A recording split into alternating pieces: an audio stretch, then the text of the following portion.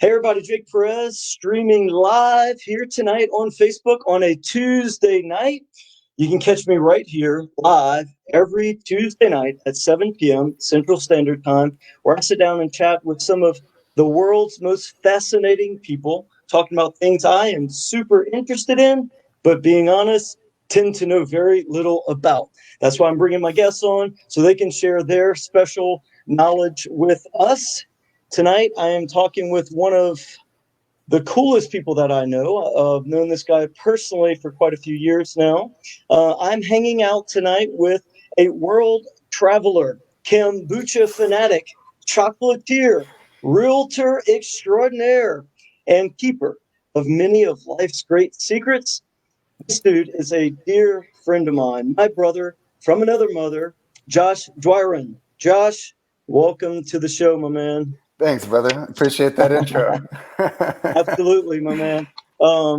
So we've had a lot of time, and we're good friends in real life. So we're all I kind of envision tonight is we've hung out many times and discussed all kind of super cool things. And I know from some of our personal discussions, you've overcome all kinds of things. I mean, I've heard so many super cool, interesting stories about you back in Europe and Central America, and escaping death on numerous occasions. All kinds of different things, man. So I know you're kind of living the dream, and you're doing great in the real estate world right now. Things are good for you now, man, but it wasn't always that way. Why don't we just start out, and I know a lot of your story, but just share with whoever's hanging out with us tonight just a little bit about, kind of some of the things you've overcome in life, and kind of what's gotten you through. That's kind of what we want to talk about here tonight. So I just kind of want you to impart some of your wisdom on how people can overcome difficult situations and what they can do to get their life on track, turn things around, man. The show's a show about life transformation, man. Yeah, for sure. Well, thanks again for having me. I love talking about these kind of things. In life, you never know what it's going to deal you. And I find that at least I've come to the point of realizing, and it could change, but to me, it seems that the only reason that I've suffered in the past, or if I suffer now, is because I'm not loving in some way or another, and the universe has to kind of, hey, get back on the path, But yeah, I've gone through a lot of things, had some close calls, quite a number of those, But I think the scariest part, of overcoming is the internal part, the internal struggle, where it's like, have you ever heard that statement? And it's kind of a meme or a joke where someone just goes up to a depressed person and says, "Snap out of it." Of course. There's no snapping out of it. Mm-hmm. So whenever it comes to those deeply internal emotional struggles, I mean, I think that's worse than the physical close calls or some of the more intense experiences in life. One of my best friends was murdered in the line of duty. He was the coolest cop that I've ever known. Normally, I'm not really, down with police and authority. I'm just not built that way, Yeah. But I like self-governance and stuff like that, and the more time that goes by, the more that I get to realize what that truly means and what is necessary to live the life that we desire to live, or that at least I do, because I can only speak for me, Of course. But whenever I look into other people's lives, it's always easier to take a third-party stance, as an observer and see the things that people may be stumbling upon, or the things that may be keeping them from being able to live life to the fullest, Right. And I'm still identifying that for myself, but I have learned, a few things that really do, or have really taken my mind to another place, to allow it to be clean enough to, be open to what the heart is actually saying. And I Gotcha. think that's the key right there. Being open. So one thing you already mentioned to me was that you feel like whenever your life gets a little, you didn't use this word, but I'm going to use it. When your life gets a little bit unbalanced or out of balance, things are kind of going a little, whacked out. One thing you mentioned to me is you feel like um, maybe you're not acting in love, or you're not Yeah, living in love, or putting love true. forth towards maybe yourself, towards other people. Could you tell us a little bit more about that? With pleasure. Yeah, I think that, there's a lot of songs throughout all these different eras, and it's like what the world needs now is love, sweet love. Mm-hmm. It's Mm-hmm. the only thing that gives us purpose. And even though, I as a person fall, it's I have to experience suffering. If I'm being impatient with myself and with others, if I'm being unkind, if I'm being unforgiving, if I'm being angered at all, then I have to experience the struggle, of it's just a sufferable experience. And it Mm-hmm. is suffering whenever there's not peace within. Mm-hmm. And a lot of times if I act out of sorts, or if I'm impatient and angry with someone else, then I'm going to feel crappy about that later on. Sure. So it's kind of one of those things that if I'm impatient with myself, well, I'm the only one that stands at the gate between self and happiness. Mm-hmm. And so if I'm doing things that's not, or imbalanced, or not in accordance with, my higher calling, or the true nature of who I see that we all are at the core, Mm-hmm. then I have to be corrected. And the Mm-hmm. universe, life itself, at least in my perception, has been created to serve a purpose. And Mm-hmm. there's a very deep purpose for this whole existence and experience. Of course. One thing that I've, I've had conversation with people about recently is this idea of it seems like we tend to repeat patterns or habits or things over and over and over, right? Like if we Until we haven't learn learned it. until we learn it, if we haven't learned something, sometimes we'll struggle for 10 or 20 or 30 years, Or in life. Yep. our life, right? I mean, unfortunately, a lot of people struggle with whether it's addictions or bad relationships or money issues, whatever it is. People, until they learn whatever that lesson is that they're supposed to learn, they're they get stuck in that circle pattern, circle in the airport, Yep. um, and so that's one of the things. That's one of the things I'm interested, in helping people with here is like I'm interested in optimal living, right? I'm interested in, I don't care what societal society believes or what societal norms are. I care about what's true and what's real and what works and what's going to get people out of the crap that they're living in, right? Because a lot of people, I mean, we've got some interesting circumstances going on in the world today that it's not the purpose of this show to get into that tonight, but you talk about love. I think if everyone started with loving themselves and loving their neighbor a little bit, Mhm. it might calm some things, calm some nerves out in the world today, right? It could possibly change everything immediately, you Yeah. know? And really, that's the only thing that stands. That's the only problem that we have, is the lack of love that we show ourselves, and the lack of love that we show others, because we don't love our greatest enemy first. And the Hmm. greatest enemy is self. Until Right. self, the other day I had a conversation with a close friend, and the word that I used was until self is overcome, because internally it can feel that there's a real battle going on, Hmm. and until there's peace, it's difficult to move forward, and Hmm. to really be able to experience that optimal life that you're speaking about. Hmm. I think that, not I think, for me, I know it, but I'll say I think because I'm not going to place my thoughts on anyone else. Hmm. However, what's real for me is that when the mind has been, or has submitted to the heart, everything is groovy, everything is Hmm. good. The ego has been subdued.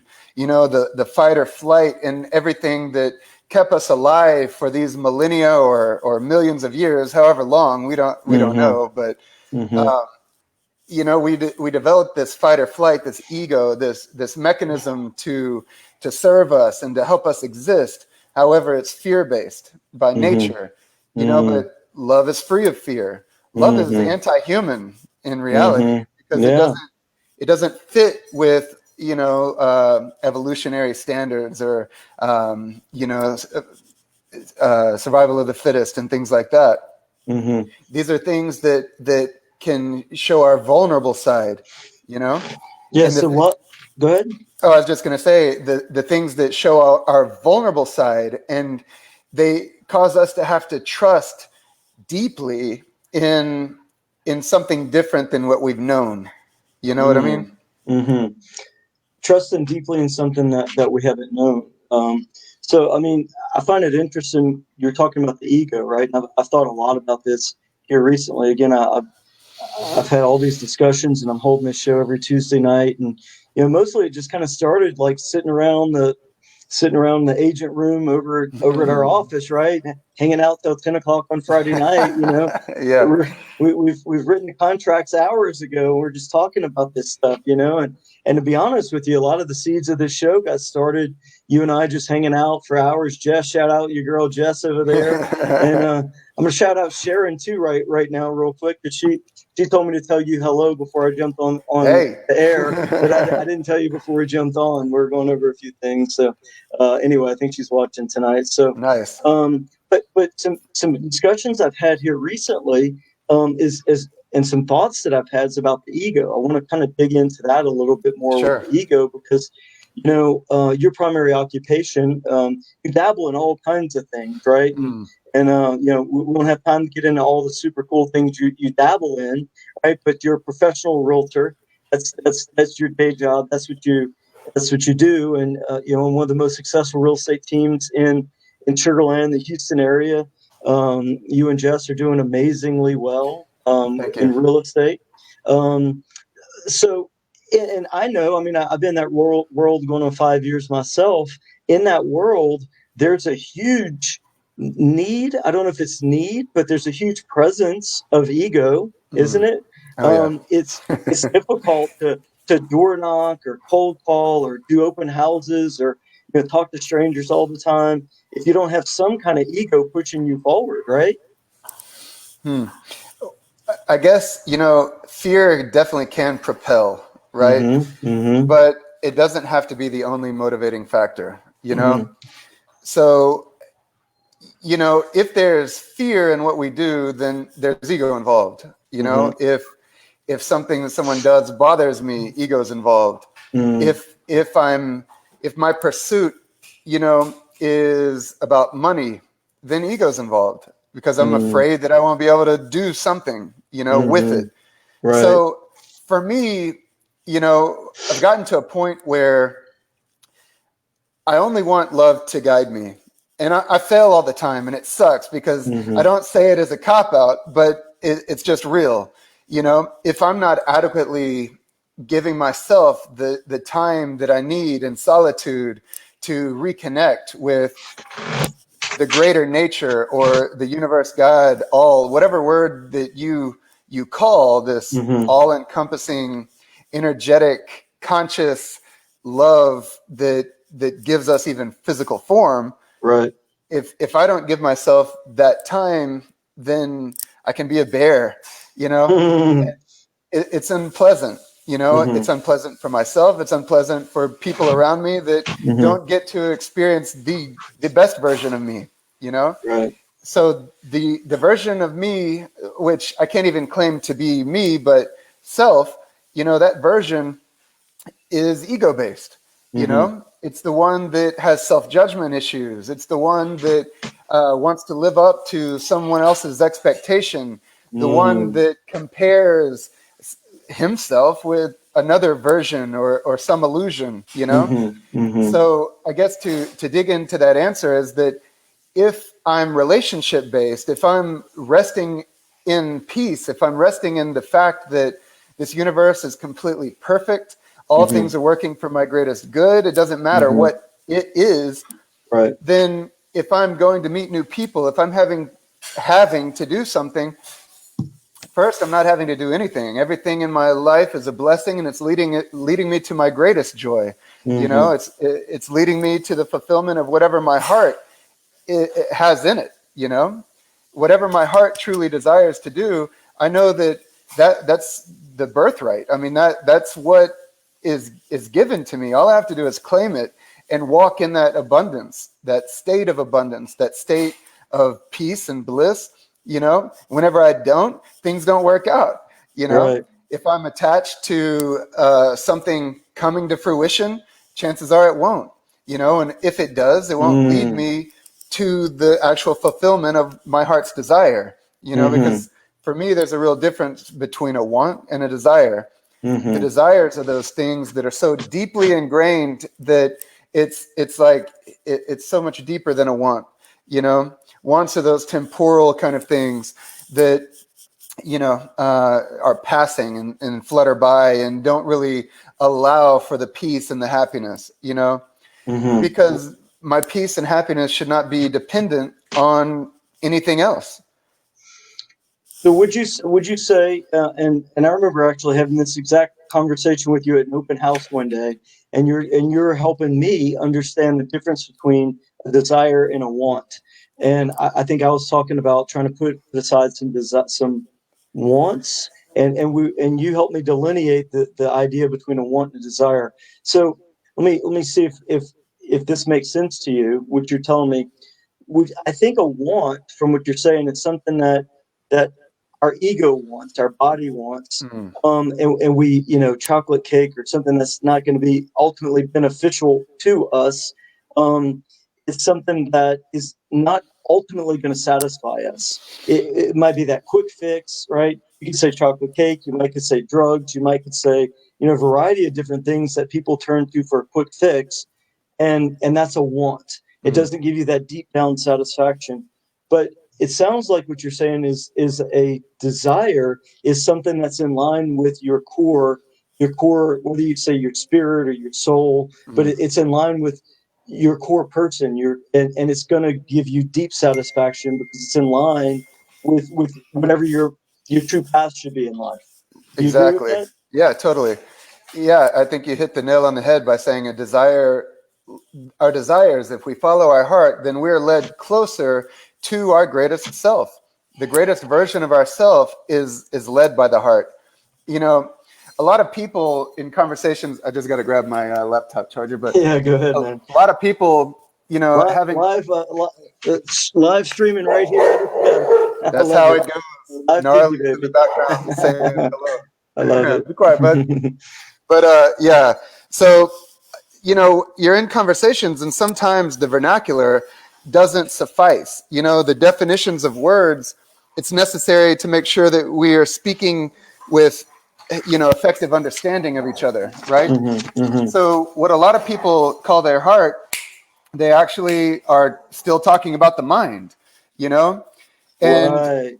it can be very difficult to separate the two, because if I'm convinced that I want something and it's going to make me happy. I mean, how many times in life has it happened where it's like, I know that if I just have this job, or if I'm just in this relationship, or if I have this car, or whatever material kind of item or possession, I know that I'll be happier once I have it. You have it, and then it's like, okay, this is old now, I need something else.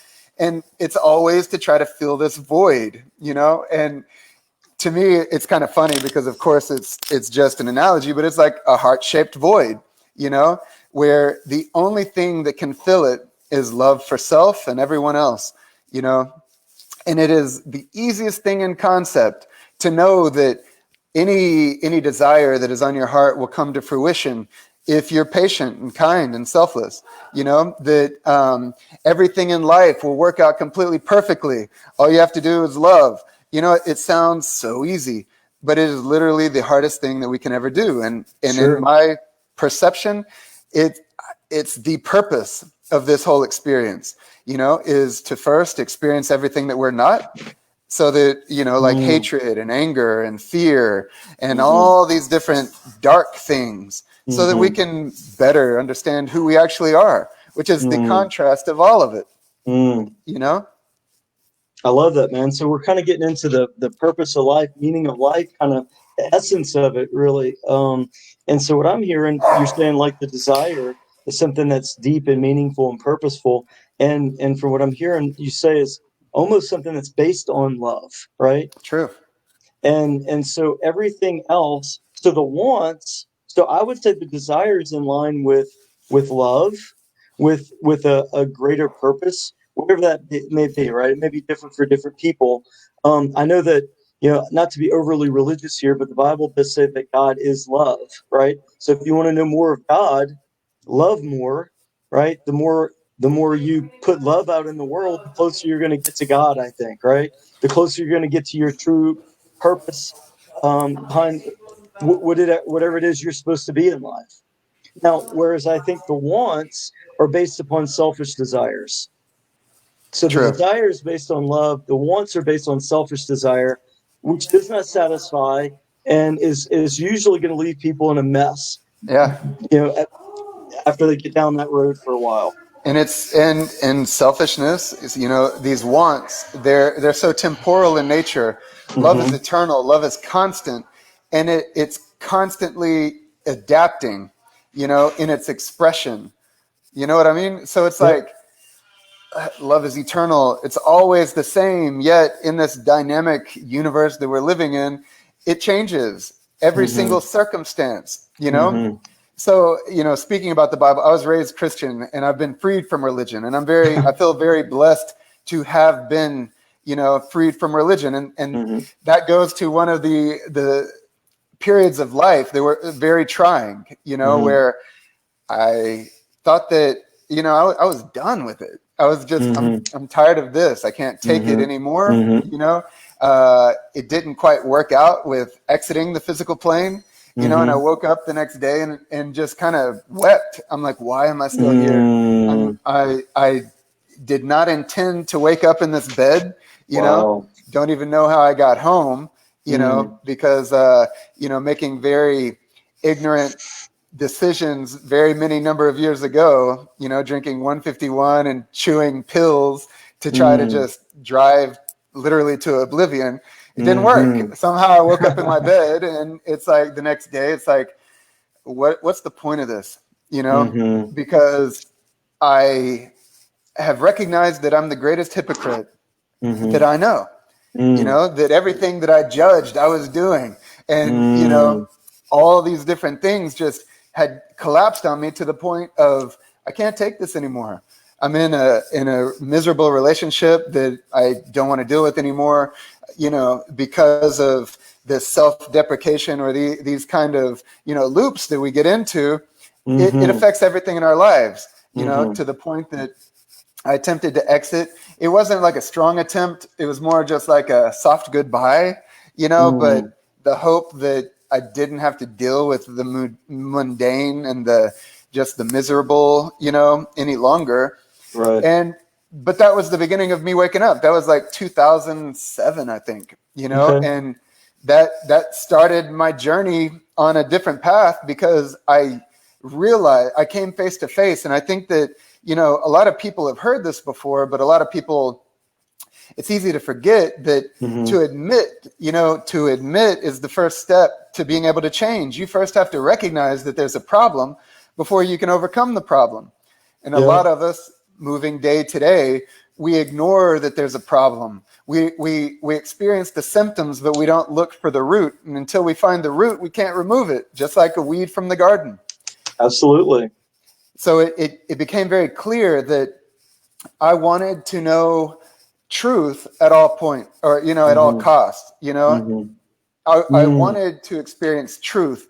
So at that point, I still, I was being freed from religion, and but I still interfaced with, all, or, God, by saying Father. And I'm like, Father, look, I can't take this anymore. Mm-hmm. In the Bible, it says that, that a father won't give their son a serpent if he asks, or asks for a fish. He won't give him a stone if he asks for bread.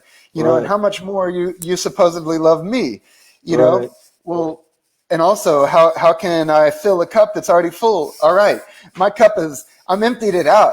I'm done with my perception of what I think I know. I'm done with these beliefs that separate me from everyone and everything else, Mm-hmm. and all these different things. It's like, from this moment on, I'm going to trust that whatever is revealed to my heart is truth.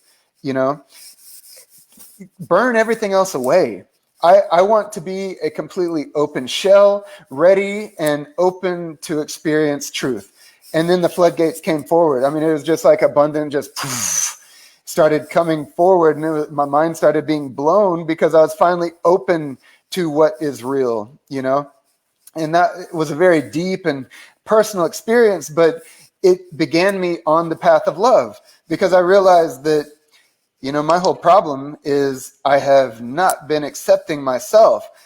Therefore, I've been unable to accept others, you know, and this creates its own, it breeds problems, you know? And it's like, you don't plant an avocado tree expecting blackberries, you know? Right. I'm not going to plant sunflowers expecting, you know, pineapples. So it's Right. like, if I have negative thoughts or weeds in my garden, then the only thing that's going to come from them is more negativity.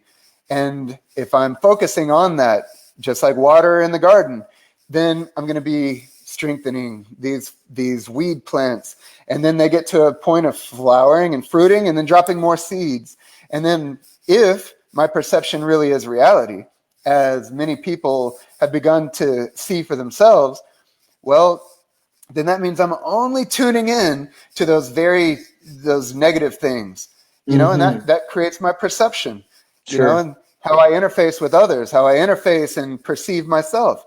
However, if I can be aware of those thoughts and how every thought is tied to an emotional state and every emotional state is tied to a thought, then I can be aware of how am I feeling right now?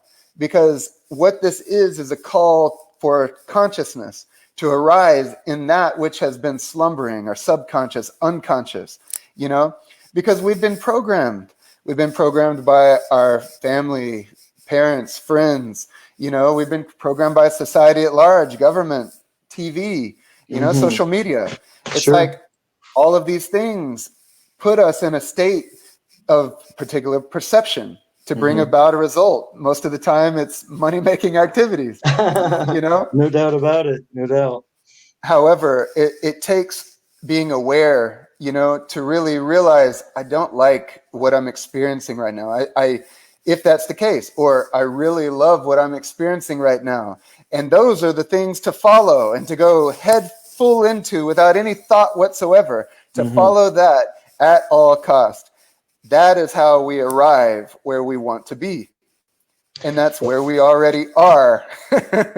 All right. So let me back up.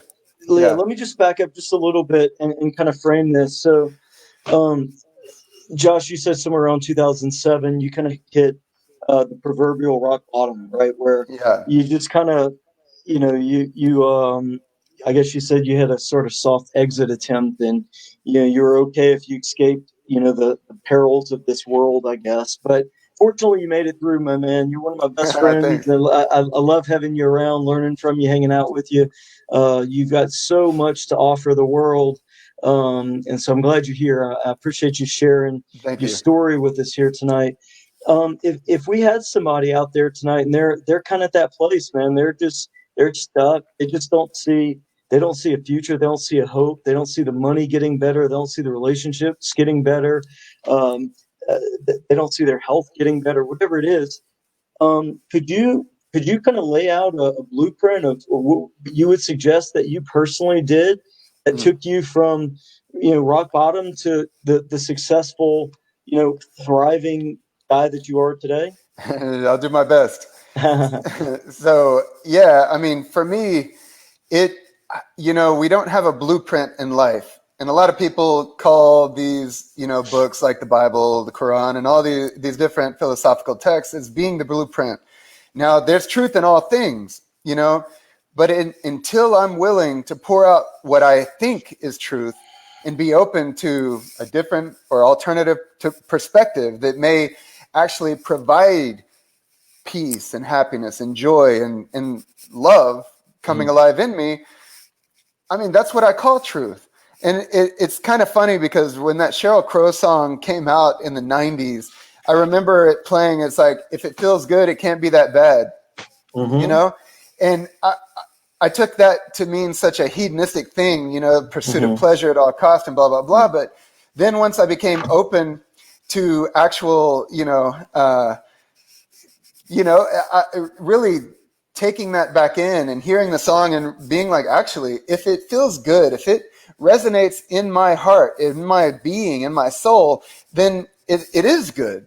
That's how I know something is good, is because it truly feels good within my soul. It doesn't leave me feeling tainted. It doesn't leave me feeling anxious or some kind of negative, greasy feeling. And we all know what that feels like. I think it's a common human experience. Whenever we do something, well, first I had to come to the realization, I'm not my actions. I'm not what I do. I'm not what I think. I'm so much more. Now I've tied myself to what I do. I've become, or I was attached to my action, Yep. to my thoughts. And it's very difficult to separate our thoughts from who we are. But the truth of who we are is so brilliant and amazing that we sell ourselves short on the regular, So it took really looking deeply within and casting aside all the thoughts of who I think I am, And there's actually a really cool saying that I came across years and years ago, and I don't even remember who said it.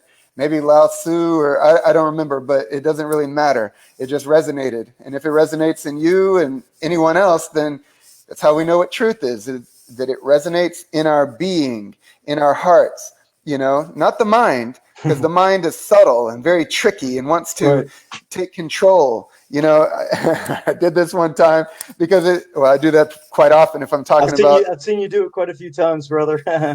It's the way that, ego and fear can creep up, and convince us that it's for our own good, and it takes control and then makes us look in a particular direction, unable to see all the good everywhere else, But I guess getting back to the point at hand is, whenever I began to really dig in and determine who am I? I mean, that's the best place to start. Mm-hmm. Who am I really? Because I was there when I was born, but I don't remember it. I was told my name. I was told what I weighed. I was told what day and what time. I don't remember any of that. The only thing that I remember is waking up, one day, one morning, and looking in the mirror and, whoa, Sometimes there's been a time where, did you ever have that experience growing up where you looked in the mirror and then there was one day where you're like, I don't recognize you? Who? Yeah. Yeah, I know what you're talking about, man. And I love where you're taking this, and I love the fact that you mentioned attachments, right? I mean, so we're talking about, if you come to that point when you're a kid, right? You've been taught a certain reality, right? Your parents tell you, you were born on this day and you're this much weight and this length and all these different things that you just believe, right? Yep. And then one day you go, wait, I don't know if I feel all the things I've been told that I am, right? Right. And so to me, that comes back to the word you're talking about, attachment, and that also relates to ego, because I think the ego thrives when we attach ourselves to things such as I am I grew up a baseball player. I grew up an athlete. I am an athlete. I am a baseball player. We do it with our jobs, right? We're both realtors. We are realtors. I also am a history teacher. I teach history. I'm a history teacher. But that's not. These are things we attach ourselves to. It's not the essence of who we are. Exactly. And to get to, I want to get to some of these comments. I pulled up the stream on my phone. We got quite a few people commenting, and we'll if anyone has any questions or whatnot, we will take some questions. Drop them in the comments. But Sharon is saying right here, who we are is so amazing. When we get to the essence of who we are, it's amazing. And I know in my own life personally, you've watched my path for this last year. I was, kind of left and right and up and down all over the place, my ego was telling me one thing, and I'd end up over here and there, and all kinds of craziness that I'm not going to talk about here on the air, right? But that's the ego trying to thrive, right? And so I've spent the last, I don't know, 6 months really trying to hone in on I didn't know what I was trying to do exactly, but Mm, trying to kill that ego and yeah, trying to cut loose all those old attachments, right? yeah. And and and trying to get to that core essence of who I am. So you said something very interesting, and it's something that I experienced as well. I wanted to kill the ego, and Mm. have ego death. And, in different tribal cultures, you hear about ego death, and that can be done through very intense psychedelics or whatever the case. But really, what I came to realize is that the only way to experience peace and happiness and joy, instead of trying to kill ego, was to love it. The Mm. only way to overcome is for me to be patient with self.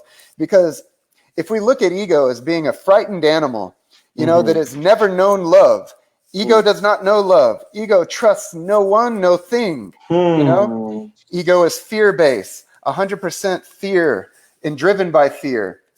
All of that being said, I'm going to turn on the light so there's a little more, less streaks. But, so whenever we're trying to kill the ego, then we run into a whole variety of problems, and there's like a civil war going on inside of us. So instead of experiencing peace and abundance and joy, there's this battle going on for the throne of our minds. Mm-hmm. And we are not going to win that battle by trying to kill. All right, so let me just pause one moment there. Sure. Sharon's asking if we look into the mirror and don't like who we see, how do we change that? And I think that's what you're talking about, that struggle, that internal struggle. So, which steps would you suggest we do to change that? Right. So, because all of this is holistic, all of this Mm-hmm. is completely, really, it's just very tied together. It's completely unified. So if I see something that I do not like in the mirror, and this is a very beautiful thing, because this is how we free our minds of thoughts and loops that we no longer like, and loops that we've been telling ourselves, is that if I see something in me that I really hate or I dislike, first, that's not loving. I'm not being accepting and patient and kind with myself, Mm. but I'm also not coming up with a solution either. I'm only Mm-hmm. focusing on a problem, and the focus is intention.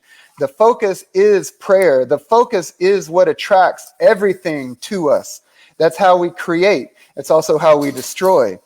Mm-hmm. Destruction is an act of creation on the negative side. Mm-hmm. So if I'm looking in the mirror and I'm seeing something that I really dislike, and I'm just focused on that, have you ever had that feeling where you hear a particular wavelength, maybe even like tinnitus, or just like, and the more that you tune into that, the louder it gets, even though it's Mm-hmm. just very minute at the beginning? Sure. It's the same with if I'm looking at something in myself, it exacerbates it. It makes it Mm-hmm. greater. So if I'm focused on things that I dislike, it's necessary to be aware of things that I dislike based upon an experience that does not serve me, Mm-hmm. which is some level of suffering, Right. but the way that I found freedom, and the way that many people that I've encountered that resonate in this truth, and that is, what's the opposite of that? Because in the formula, or in the problem, is the solution.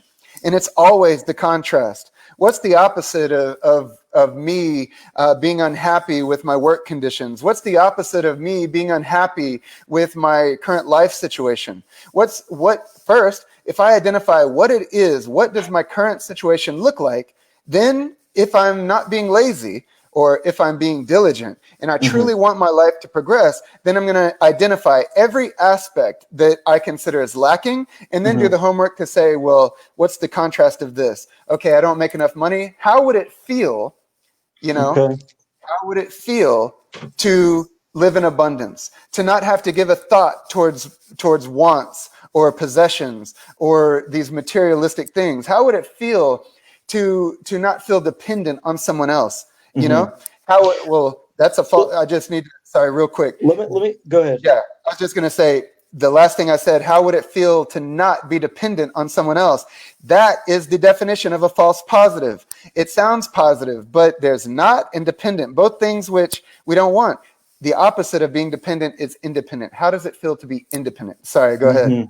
No, I know you do that a lot. Speaking the positives as opposed to the negatives. I love that. I want to come back to this because Sure. you're answering my question, which was great. And which was great about we look in the mirror, we don't like what we see, and so you said, "What is ask for a step?" And you said, "Step is basically identify what you want." So I like to refer to that as an intention. So we become intentional about certain things, and you already kind of answered my question a little bit, but I want to dig into that a little bit more. So we look in the mirror, we don't like what we see, we want to change some things, we define what we want, we call that our intention, and you already said we attach emotion with that intention, right? Right.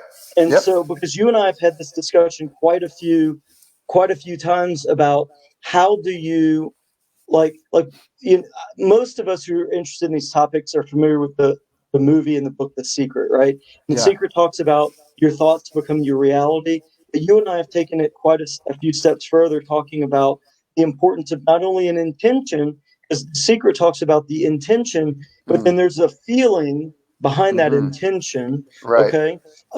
And so how would you recommend that someone elicit that feeling? I mean, and so one thing that I've been truly experimenting with, and I mean experimenting, I'm talking about 2 weeks, is meditation. So Yeah. I've committed myself twice a day, AM, PM, Nice. 30 minutes a day, and I'm trying to get. So I've been reading a lot of Dr. Dispenza's work. Are you familiar with Joe Dispenza? No. Okay, so he wrote a book called Breaking the Habit of Being Yourself, where Uh-huh. he's basically talking about detaching from the ego and learning to become your true self. We kind Right. of covered that. Book 2 is called Becoming Supernatural. In Becoming Supernatural, he gets into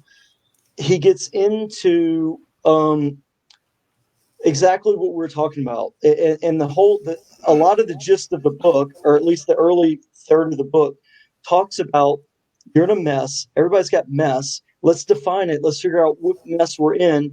Figure out what solution we want. And what he recommends is using meditation to go into. And so you're gonna have to go back and watch one of my previous episodes.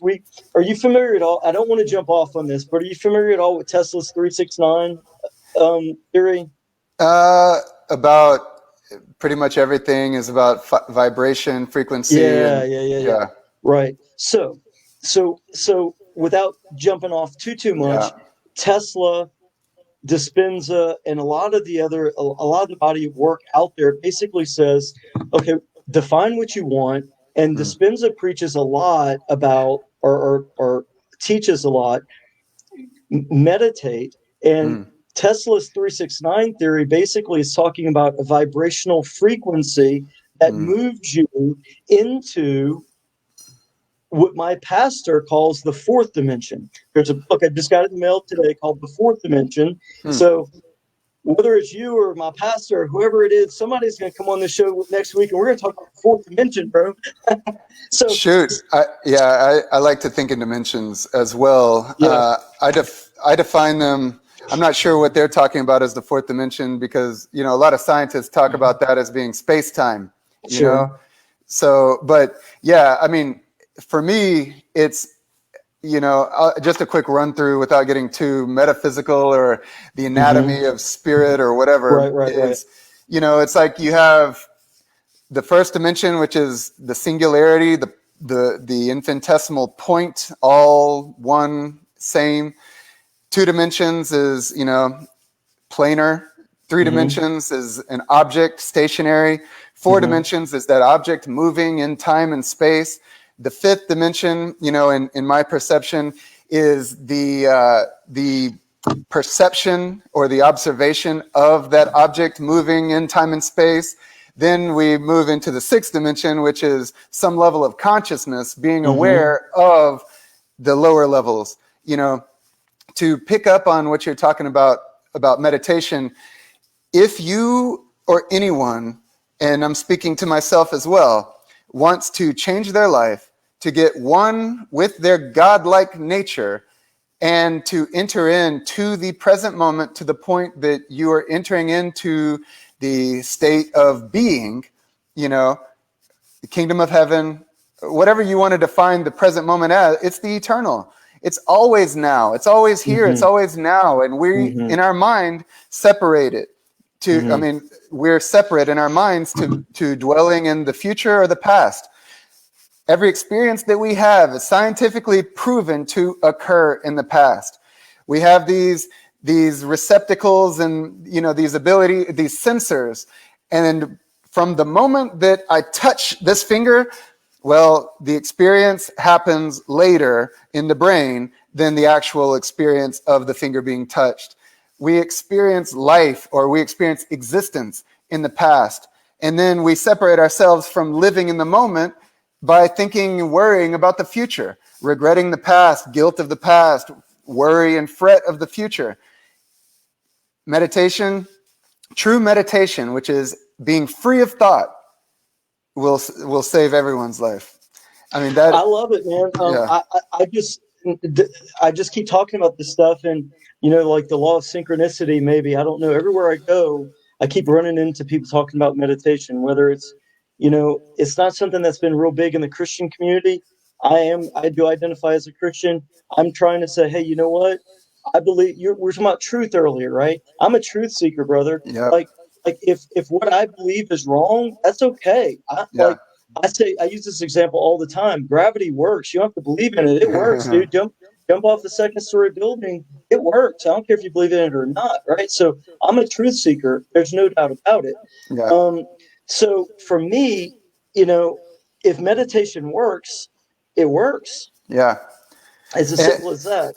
It's very simple. I would venture to say, you know, there are, I consider it the back door within, to truly seek within. You know, first, if you want to talk about the Bible, I mean, I've read the whole thing. I feel very confident to be able to speak with anybody about it. That's not my book per se as being the one and only, you know, because there's lies in the Bible just as there's overwhelming amount of truth, you know. And to say something that was on my mind whenever you said God is love, for me, love is God, you know. And, you know, to truly, whenever you start to look at the Bible and really dig into it, there's so much truth, but it's framed where it turns it into not being truth. You know, for instance, you know, the word Christ means anointed one, you know, and Christ in the Bible says, I'm the first son of many, and you'll do even greater things than I have. And the word Christian was as a derogatory term used by the Romans, making fun of these followers of Christ. The whole point is we're not to follow Christ, we're to be Christ. You know, we're to be love. God is love. Love is God. So if I'm truly loving, love is the way, love is the truth, and love is life. And no man enters in to the kingdom of heaven except through love. And this is the key to meditation. Unless I am adequately and truly loving myself, then I will not, if I am, then I will give myself the adequate time for solitude, the adequate time to be free of the thoughts that are binding and crucifying me and causing so much pain and suffering, you know, which work is very easy to do those kind of things to us, you know, if we're not doing what our heart tells us is our passion, you know. But to tie in, you know, the Bible and meditation, and, you know, why Christians aren't into it is because most Christians are taking a back seat, you know, they just want to be led. It's called a pastor. Pastor leads sheep. You know, that's where the term came from, you know?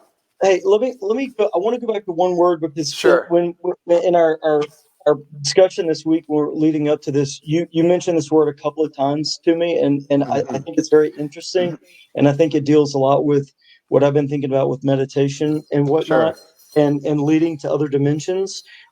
So this term, the back door. Okay, so I mean, I'm going to let you expound upon that here in a little bit, but I know that you know, I've been through meditation.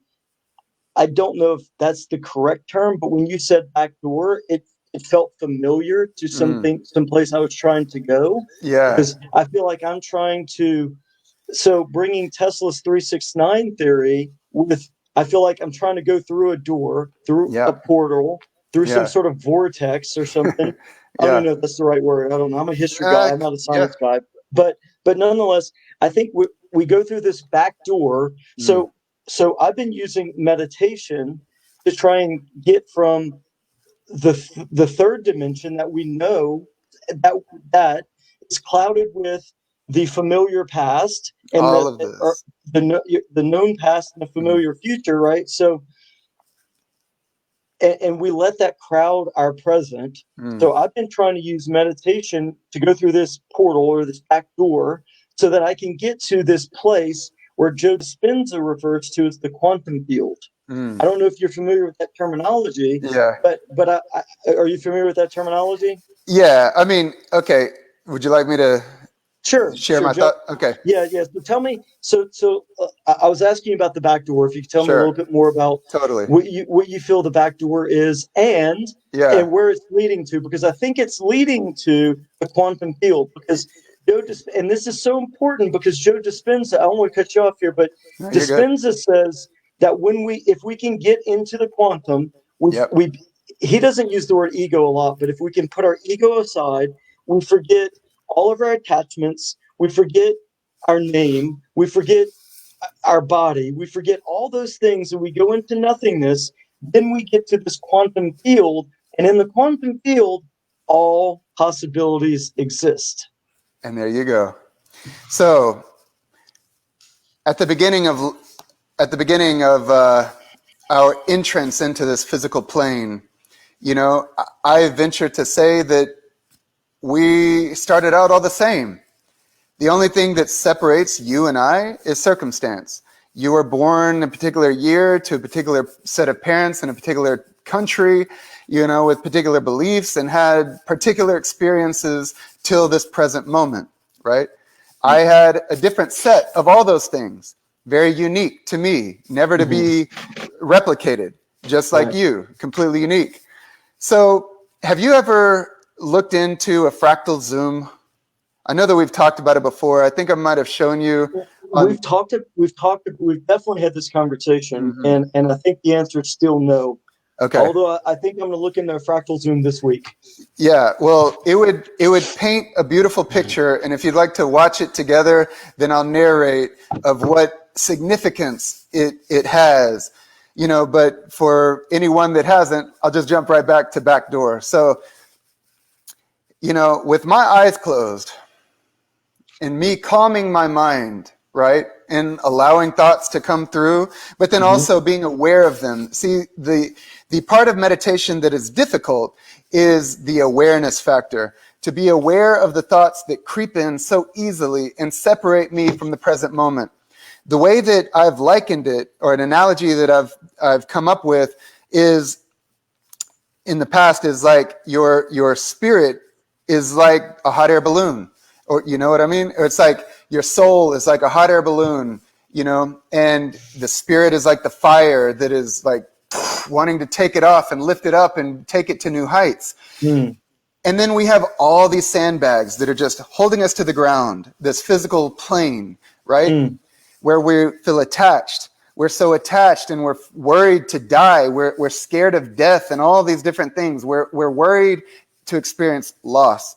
And that keeps us from flying and experiencing life in a different way.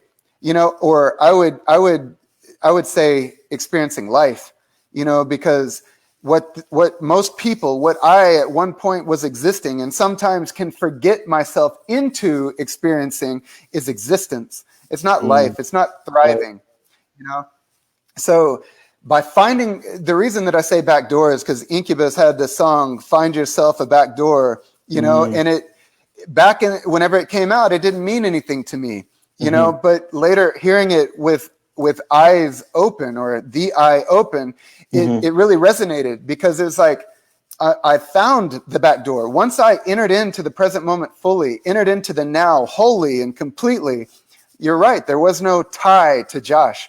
There were no memories, or thoughts of this existence. I entered first off the place that the Bible talks about. which is the peace that transcends human understanding. It's something that can only be experienced. I can speak on it, and I speak on it to anyone that desires to have that conversation. But it is heaven. It's the feeling and the experience of the full unification of one with all. By entering into nothingness, I'm in the field of full potential energy, which some people are calling the quantum field, where that's exactly what Dr. Joe Dispenza calls the quantum. That's exactly it. That's what I'm chasing right now with meditation, man. Don't chase it, let it come. Because all right, I love it. I'll take that advice. For me, I sat in a room. This was at a point in time where I was rebellious or not rebellious, but I was like, prove it. God, all, universe, whatever. I hadn't even determined what word I was using to interface with everything. Full consciousness, love, the eternal and infinite, everything all at once. And for me, that word is all. I like the word God whenever it's free of dogma, because that marries universal and conscious love, but it's not this God, you do this or you're going to hell. There is no hell, just as there is no proverbial heaven. Both of those things exist right now. They are, so heaven is, Jesus said, I am. And that is present tense. I am that. I am the great I am. I am that which I am. And that is so true. Who we are is so deeply ingrained throughout the entire universe that the entire universe is working in complete congruence and in synchronicity to bring about understanding of who we are.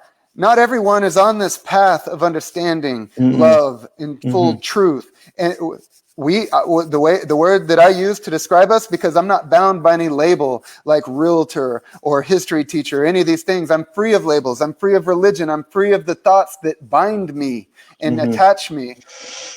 I am a child of God based upon my own understanding of what that means. Children grow into the stature of their fathers. I am becoming that which I already am.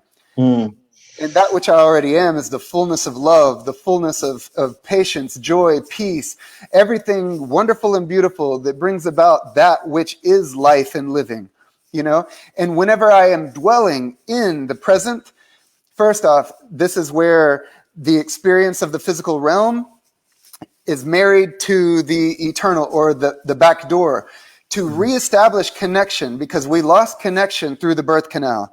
Now, if we grew up being shown love, if we grew up, and I mean full love, by patience and kindness, parents lose their patience. My parents lost their patience. I've experienced wonderful love through them as well. However, I've also experienced lies and things that are things I should not believe as well.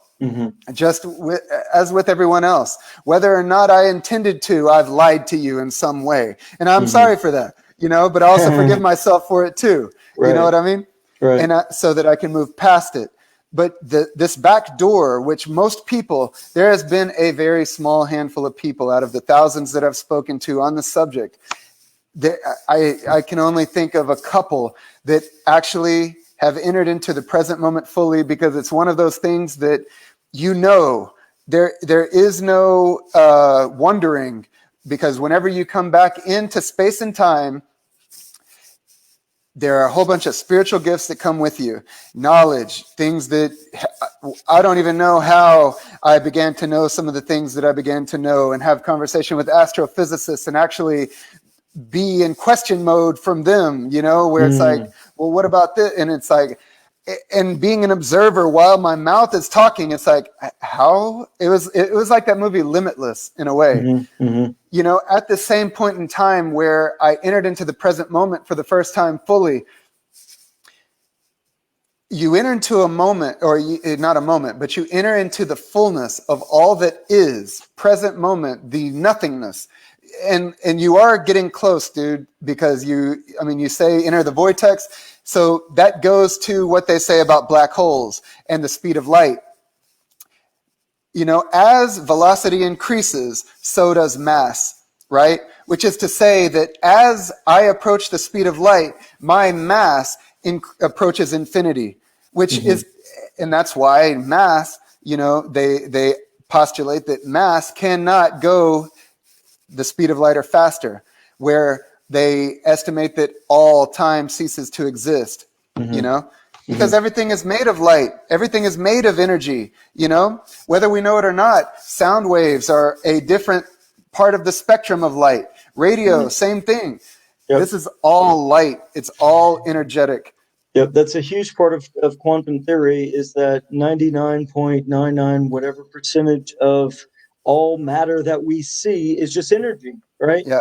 And all we're doing, that's why being able to get into this quantum field is so important, because what we see in the natural is just a moment in time that energy is expressing itself in a particular way. But if we can manage to get through that portal and we can get into that quantum field, and we can take our intention with this, and couple it with emotions, that our body, a visceral expression that our body is feeling, that we can actually alter our reality by spending time there. So I'd like to speak on that. So for me, because this is a very deep conversation, right? But so I want to jump back real quick, because I feel like I left a little bit of gaps that are necessary to fill. And that is, so by being free of thought, I sat in my room for like 3 weeks before one day I realized my thoughts are the problem. I'm thinking too much. And that's the problem, is thoughts creep in. So I started being aware of the thought and would do this action. It's like I had to, visualize pushing the thought out, and then it went away. And then anytime I was aware of a thought, pushed it out. And then one day, first, I didn't have to do this, because I also found that whenever I just told that thought, you don't belong, or not now, it went away. And then one day I was here. And by here, I'm talking about the present moment fully, where there were no thoughts. I was communing, and it's so funny, right? Because in the Bible, it says, "For I stand at the door and knock, and all those that hear me and let me in, we will sup together, and we will know each other's names," which is to say, we will know each other fully, or we will know each other. That is the back door. By entering into the heart fully, exiting the mind. By exiting the mind, I'm no longer thinking. By entering into the heart, I experience entering into the back door, going through the vortex, which is energetic. Your physical nature does not go through the black hole. And that's why I was saying about that little physics lesson or whatever, is that the only thing that will go through the black hole and exit on the other side is your energy, your spirit.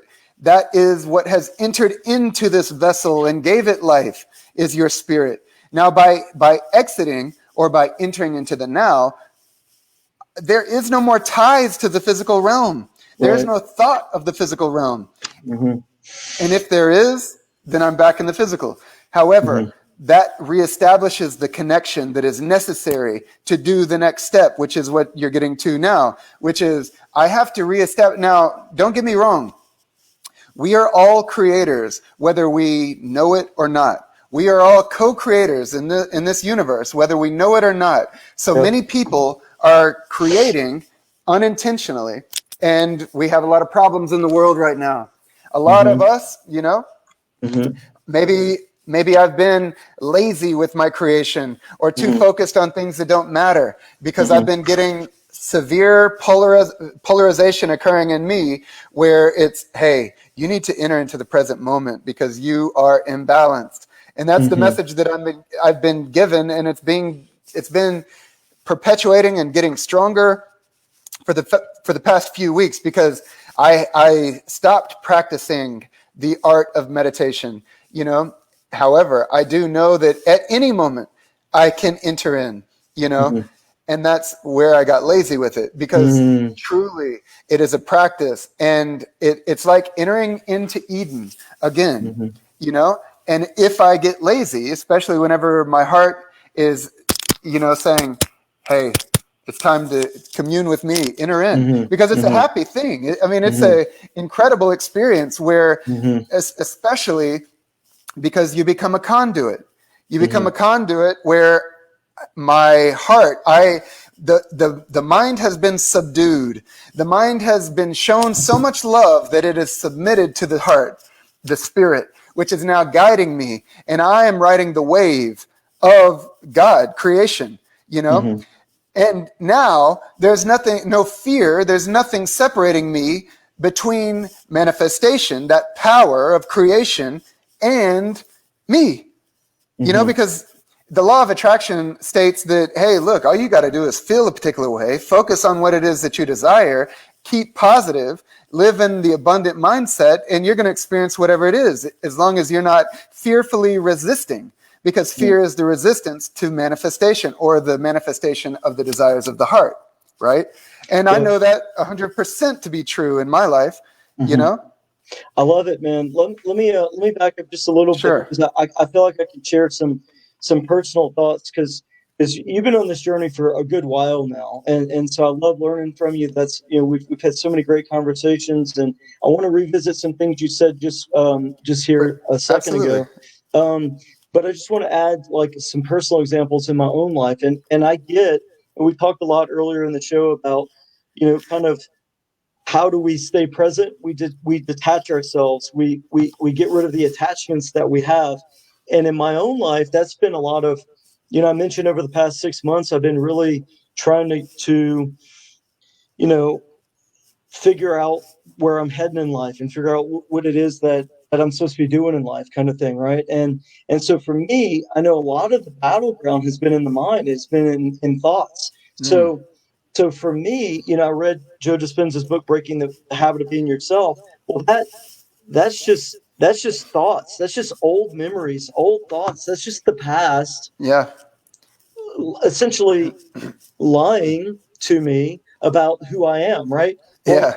because I was this way last week or last year or 10 years ago or whatever it was, I somehow still identify with that. And Yeah. so I've actually kind of had to go to war with my thoughts so that I can push towards, even though I get we're talking about the present moment, I've been looking for the quantum, and I think we're calling the quantum in the present moment is essentially the same, It's the where same we thing. where we totally detach from the past and we don't worry about the future, because all shame and guilt and depression is behind us in the past, and all fear and worry and anxiety is in the future, but we just found that peace in the middle, right in that perfect present moment. That's It's it, the right? it's the And, singularity. and for me, what I'm having to learn to do is just, I love what you're talking about, just pushing the thoughts away, right? The thoughts don't belong here, because that's where those attachments come from. They come in via Mm. our thoughts, my thoughts, because I've I've definitely been, trying to overcome this. Meditation has helped me dramatically, Yeah.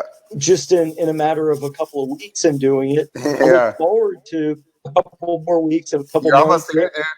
Yeah, I love You're it, man. almost there. So Yeah. so I Almost just wanted, here. almost there. So I love hearing where you are, the path you've been on. I just kind of wanted to bring it back to people who are maybe just starting out, right? Right. Yeah. Like if you will endeavor to find that the sweetness of the present moment, Yeah. by pushing away those thoughts, fighting against those thoughts, getting rid of those old attachments, and just seeking the pureness of the present moment. I Yep. love it. I think that's where we become the essence of who we're supposed to be. It's the only place where we can be the essence of who we're supposed to be. Absolutely. And then it the word piggyback is funny to me now, but because we've used it so many times in meetings and stuff, but Yeah. it's like what happens is we become a bridge, where now that we've been reconnected with source energy, with all, then that connection is energetic. So through us, potential flows into kinetic energy, into creation in this realm, you know? And that's where we positively impact the world around us. That's whenever the universe around us truly becomes what we desire, you know? And this is what's in store. I mean, so it's really a message of hope, because in reality, that is the true reality. This is the holographic universe that we're living in, you know, at infinite resolution, you know? It's like there's more space than anything else. And you said something funny, you know, and I've used this to, or in efforts to help people deliver themselves from their own thoughts in the past. And that's this. I have memories from whenever I was 3 years old, 5 years old. Every 7 years, scientifically speaking, there is not one single cell in my body that existed 7 years prior. Today, the body that I have now, that my spirit or my soul is inhabiting, there is not one cell that is the same as 7 years ago. Right. So if my body has changed, and then if also my mind has changed to the point that I don't think the same, I act differently, I react differently, I intentionally choose my actions differently. If the soul has changed and the body has changed, then why would I allow thoughts to pollute the mind that they're from a different time and space? They don't even belong any longer. And that's where forgiveness comes in, you know? Self-forgiveness. So my big theme, man, and I appreciate you coming on tonight, hanging out with me and sharing, because my big theme here is, you know, I don't have a PhD in psychology. I'm a history guy, right? But I'm passionate about changing other people's lives, right? And I want to change my own life, but I'm passionate about changing other people's lives. And you know what, being honest, I think sometimes if we feel like we wait until we're ready, it's too late, right? Because there are people out there who can use our help right now. And so that's why I've created this space on Tuesday nights to come on and talk to people. I love it, dude.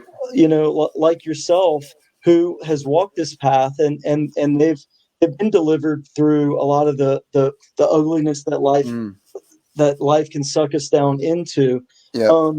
And so I really love what you're talking about helping deliver people from their thoughts. I love that.